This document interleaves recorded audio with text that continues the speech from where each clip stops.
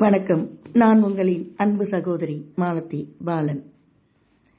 1962 தேர்தலில் தமிழக சட்டசபைக்கு 50 இடங்களில் திமுக கழகம் வெற்றி பெற்றது. ஆனால் எதிர்பாராத விதமாக சொந்த ஊரான காஞ்சிபுரத்தில் அண்ணா தோல்வியடைந்தார். ஆயினும் பின்னர் நடைபெற்ற டெல்லி மேல்சபை அதாவது ராஜ்யசபா தேர்தலில் அண்ணா வெற்றி பெற்று எம்பி ஆனார். 1962 செப்டம்பர் மாதத்தில் இந்தியா மீது சீனா படையெடுத்தது. போர் முடிந்த பிறகு மத்திய அரசு பாராளுமன்றத்தில் பிரிவினை தடை சட்டம் கொண்டு வந்து நிறைவேற்றியது. இந்தியாவின் எந்த ஒரு பகுதியையும் பிரிக்க வேண்டும் என்று கோருவது சட்டவிரோதம் ஆக்கப்பட்டது. திமுக கழகத்தை தடை செய்யவே இந்த சட்டம் கொண்டு வரப்பட்டதாக பொதுவாக கருதப்பட்டது. திமுக செயற்குழு 3/11/1963 சென்னையில் கூடி இது பற்றி ஆலோசனை செய்தது. முடிவில் பிரிவினை கோரிக்கை கைவிடப்பட்டது. இந்திய ஒருமைப்பாட்டுக்கு உட்பட்ட அதிக அதிகாரங்களுடன் கூடிய திராவிட கூட்டமைப்பே திமுகவின் குறிக்கோள் என்று அறிவிக்கப்பட்டது. 1965 ஜனவரி 26 முதல் இந்திதான் ஆட்சி மொழி என்ற சட்டத்தை மத்திய அரசு கொண்டு வந்தது. இதை திமுக கழகம் கடுமையாக எதிர்த்தது. இந்தியை ஆட்சி மொழியாக்க வகை செய்யும் அரசியல் சட்டத்தின் 17வது பிரிவை கொளுத்த தீர்மானித்தது. சட்ட எரிப்பு போராட்டத்தில் கலந்து கொள்ள காஞ்சிபுரத்தில் இருந்து புறப்பட்ட அண்ணா வழியில் கைது செய்யப்பட்டார். அவருக்கு 6 மாதம் கடுங்காவல் தண்டனை விதிக்கப்பட்டது. திமுகவின் முன்னணி தலைவர்கள் அனைவரும் கைது செய்யப்பட்டனர்.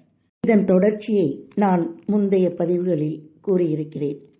அடுத்து 1967 பொது தேர்தலில் ஆட்சி மாற்றம் பற்றி பார்ப்போம்.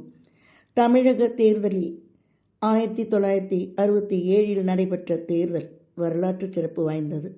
அந்த தேர்தலில்தான் காங்கிரஸை திமுக கழகம் தோற்கடித்து ஆட்சியை கைப்பற்றியது.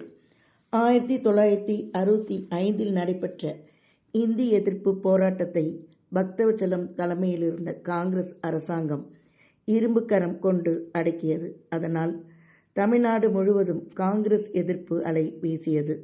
தவிரவும் அரிசி விலையும் ஏறி இருந்தது. இதனால் எதிர்க்கட்சிகளை ஒன்று திரட்டி காங்கிரஸை தோற்கடிக்க அண்ணா வியூகம் வகுத்தார்.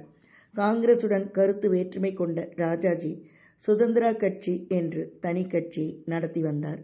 அவருடைய ஆதரவையும் அண்ணா பெற்றார். 1966 டிசம்பர் இறுதியில் திமுக கழகத்தின் மாநில மாநாடு சென்னை விருகம்பாக்கத்தில் நடந்தது.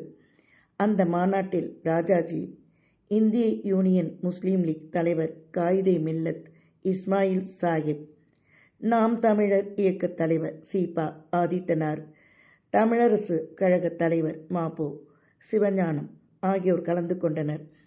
1967 தேர்தலில் திமுக கழகம் தலைமையில் எதிர்க்கட்சிகள் கூட்டணி அமைத்து காங்கிரஸை எதிர்த்து போட்டியிட முடிவு செய்யப்பட்டது.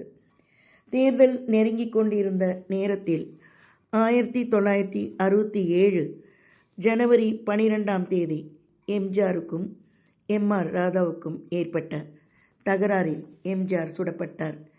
உயிருக்கு ஆபத்தான நிலையில் எம்ஜிஆர் ஹாஸ்பிட்டலில் சேர்க்கப்பட்டார். இந்த சம்பவமும் திமுக மீது மக்கள் அனுதாபத்தை அதிகரிக்க செய்தது. தேர்தலில் 173 இடங்களில் போட்டியிட்ட திமுக கழகம் 138 இடங்களில் வெற்றி பெற்று ஆட்சியை பிடித்தது. 233 தொகுதிகளில் போட்டியிட்ட காங்கிரசுக்கு 49 இடங்களே கிடைத்தன. முதலமைச்சர் பக்தவச்சலம் தோல்வியடைந்தார். கக்கன், மன்றாடியார், ராமையா உள்பட மூத்த மந்திரிகள் அனைவரும் தோற்றனர். பூவராகவன் ஒருவர் மட்டுமே வெற்றி பெற்றார். அகில இந்திய காங்கிரஸ் தலைவரான காமராஜர் சொந்த ஊரான விருதுநகரிலேயே தோற்றுப்போனார்.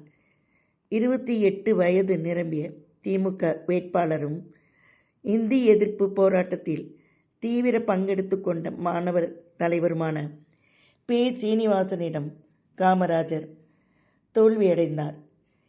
இந்த மொழிப்போர் இன்னும் எத்தனை காலம் தொடரப்போகிறது? விமான அறிவிப்பிலேயே மும்மொழி கிடையாது என்பதை எல்லோரும் நினைவில் கொள்ளுங்கள். நன்றியுடன் உங்களின் அன்பு சகோதரி மாலதி பாலன்.